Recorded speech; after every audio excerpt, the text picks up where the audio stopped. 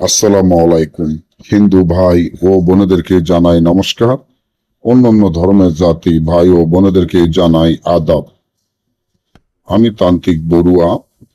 শত্রুকে বাড়ি সারা করা, শত্রুকে দমন করা এমন একটি নকশা যেটা সম্পূর্ণ কুফরি নকশা, যেটা কাজ করার আগে অনুমতি নিয়ে কাজ করতে হয়।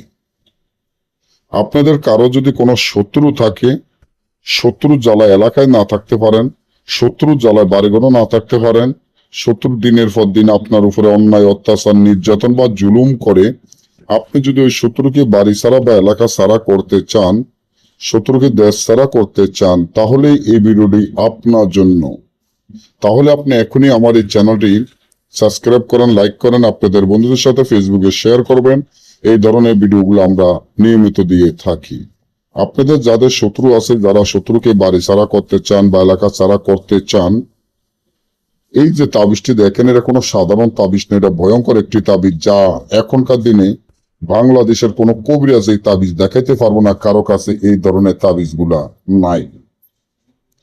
তাবিজটি আপনারা মুগদারের কাপড়ে, শনি হয়তো বা মঙ্গলবারে কবর থেকে মুগদারের কাপড় এনে মুগদারের কাপড়ে সাপের রক্ত, ছেলের রক্ত একত্র করে তাবিজটি লিখিয়া তাবিজের নিশানে শত্রুর নাম, শত্রুর পিতার নাম লিখবেন। দুই রকমের দুইটা তাবিজ আপনার উলঙ্গ অবস্থান হয়ে তাবিজটি লিখতে হবে। এই তাবিজটি যখন লেখা শেষ হয়ে যাবে, এই মুগদারের কাপড়টি রাত 12টা উলঙ্গ অবস্থান হয়ে পুরাতন চিতায় পুঁতে দিলে আপনার শত্রু বাড়ি ছাড়া হয়ে যাবে, শত্রু এলাকা ছাড়া হয়ে যাবে।